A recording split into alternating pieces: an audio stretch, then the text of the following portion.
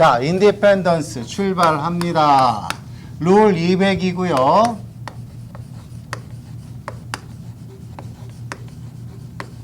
독립성이란 얘기 나옵니다. 일단 독립성이란 얘기 나오게 되면 제일 먼저 떠올려야 되는 게 뭐라고요?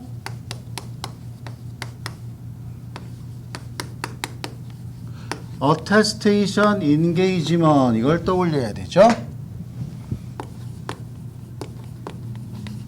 모든 인증 업무에 있어서 독립성을 유지할 필요가 있다 이렇게 얘기를 합니다.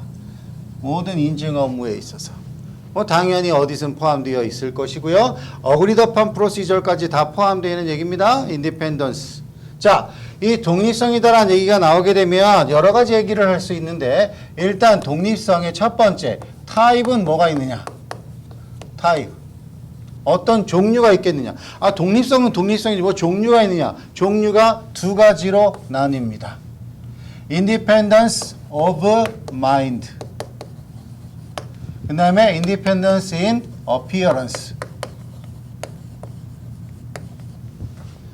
자, Independence of mind는 예전 표현으로 하면 Independence in fact라고 했던 거예요.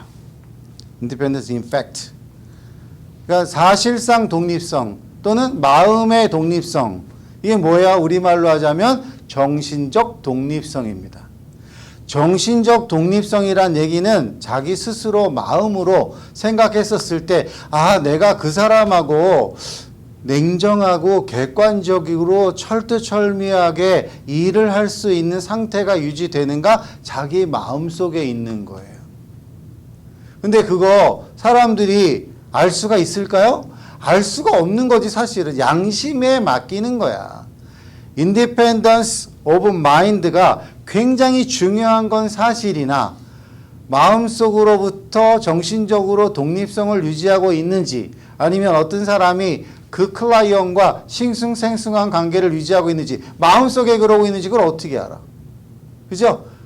우리 어렸을 때 마음에 드는 남학생이나 마음에 드는 여학생이 있어. 막 너무 좋아. 근데 안 들키려고 애를 무지하게 쓰면 내가 좋아하고 있는지 그 친구가 모르고 넘어갈 수 있는 거야. 그게 짝사랑인 거죠. 자, 그렇게 하는 경우가 될 수도 있기 때문에 이거는 진짜 순전히 양심에 맡기는 거야, 결국은. 근데 Independence in Appearance라는 얘기는 뭐예요? 외관상 독립성입니다.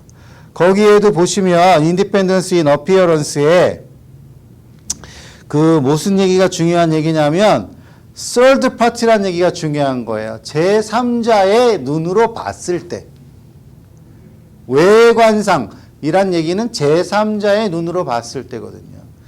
state of mind가 중요한 게 아니라 네 마음 상태는 중요치 않아. 네 마음으로는 엄청 독립성이 있다 할지라도 내가 제3자의 눈으로 봤을 때 넌 없다면 없는 거야.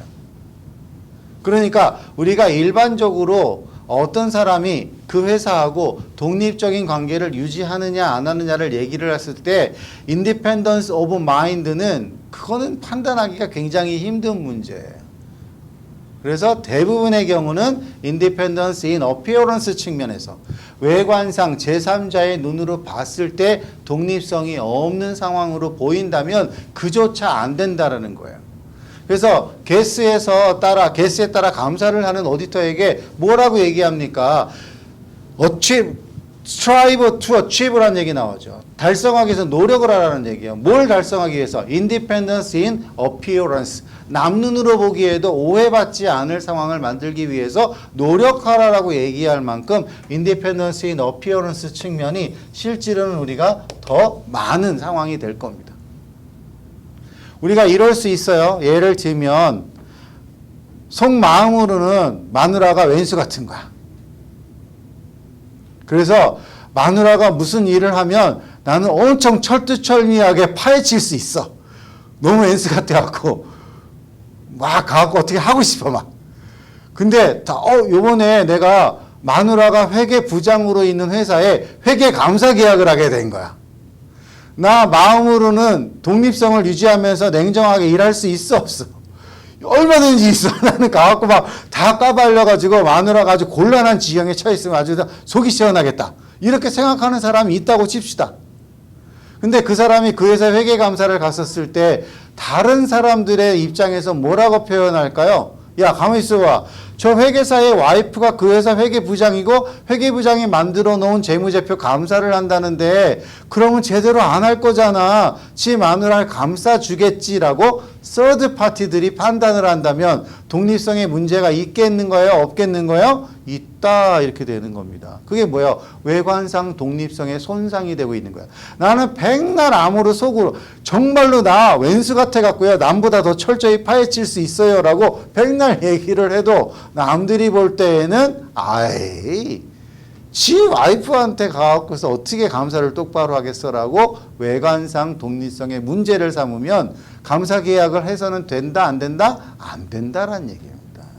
그래서 외관상의 독립성이 실제로는 더 많은 판단의 상황이 있을 수 있을 건데 어쨌든 두 가지 측면의 독립성을 다 유지해 주어야 한다라는 얘기입니다. 그럼 이 독립성을 유지를 지금 이제 한다라는 거, 이 두 가지 측면에서 독립성을. 자, 그럼 이제 디테일한 얘기 한번 볼까요? 그러면 누구로부터 독립성해야 되느냐? from 누구로부터? 일단 이거부터 얘기를 해야지. 누구로부터 독립을 해야 돼? 클라이언트라, 클라이언트. 그 회사를 전체를 놓고 지금 얘기를 하고 있는 거예요. 내가 그 회사와 어떤 관계에 있느냐. 또 그 회사의 주요 구성원과 어떤 관계에 있느냐. 아시겠죠? 그걸 포괄적으로 회사와 관련되어 있는 전체 상황을 두고 보고하는 거예요. from 클라이언트로부터 독립성을 유지해야만 하는 거죠. from 클라이언트. 가만히 있어봐. 이건 별 문제 아닌 것 같은데. 이제 3번이 이제 어려운 거지. 그러면 누가 Who must be independent 해야 됩니까? 누가 클라이언트로부터 independent 해야 됩니까? 지금까지 회계 감사를 하려면 회사로부터 독립성을 유지한 채로 감사를 해야 된다. 굉장히 많이 들어본 말이고 오늘도 여러 번 들어본 말입니다만은 정확하게 그럼 누가 독립성을 유지해야 되는가? 독립성 유지 의무자가 누구인가라고. 그럼 누굴까요? 그냥 CPA? 누굴까요? 아, 이게 힘드네. 그래서 누구냐라고 얘기를 하게 되면 전에도 한번 뭐 어디 원투에서도 언급이 됐겠습니다만은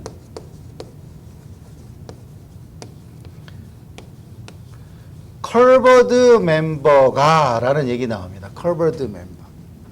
독립성을 유지할 의무가 있는 자가 누구인가 그러면 한마디로 묶어서 얘기하면 커버드 멤버에 해당하면 이라고 얘기를 하면 돼요. 커버드 멤버에 해당하는 자가 누구인가 굉장히 많아요. 인증 업무를 수행하려고 할 때 그 회사 인증 업무에 개입되고 있는 회계 법인 전체로부터 시작을 해가지고 그 업무에 직접 계약 당사자 파트너서부터 거기에 무슨 뭐 시니어 오디터 스텝서부터 뭐 다양한 사람을 다 한꺼번에 우리가 커버드 멤버라고 얘기를 합니다. 그래서 일단은 그냥 그렇게까지만 기억하자고요. 누구 특정한 사람 한 명, 두 명을 갖다가 너 독립성을 유지해 이렇게 가는 게 아니라 커버드 멤버에 해당이 되는 자들은 독립성을 유지해야만 한다더라. 그래서 실제로 독립성에 관련된 문제를 여러분이 잘 풀려고 하면 질문을 딱 보고 이게 지금 커버드 멤버가 등장을 했는가 안 했는가를 봐야 돼요. 무슨 얘기인지 아시죠? 질문을 봤더니 이 사람이 이 회사랑 무슨 관계, 저 사람이 이 회사랑 무슨 관계 그러는데 그 언급된 사람들이 다 커버드 멤버가 아닌 거야. 그러면 독립성의 문제를 따질 이유가 없어져 버리는 거예요. 원천적으로. 커버드 멤버에 해당하는 자는 클라이언트로부터 반드시 독립성을 유지해야만 한다라고 그랬지 모든 동네방네 사람 다 독립성을 유지하고 있어야 된다라고 한 게 아니기 때문에 커버드 멤버에 해당하는 자가 질문에 등장을 했는가부터 봐야 되고 그 사람이 등장 안 했으면 상관없어져 버리는 거예요. 그래서 지금 커버드 member가 독립성을 유지해야만 한다라고 얘기를 하는 것입니다. 자, 근데 그럼 이 커버드 멤버에 해당하는 자가 그 클라이언트 회사로부터 독립성을 유지하고 있는가 안 하고 있는가를 일일이 매 케이스마다 다 판단을 해야 된다라고 그러면 그게 가능할까요?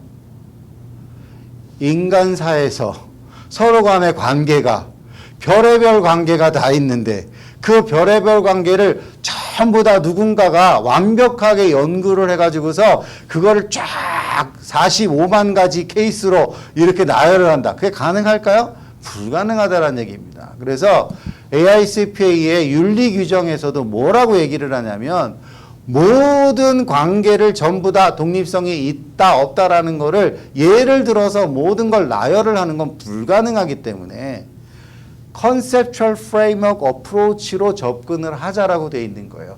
개념으로 접근을 하자. 이러이러한 류의 관계라면 독립성에 손상이 올 가능성이 생긴다. 그래서 어떤 걸 주의해야 된다. 이렇게 개념적으로 접근을 큰 덩어리로 가야 되는 것이지 그것을 일일이 하나하나의 항목 나열식으로는 불가능하다라고 생각하는 거예요.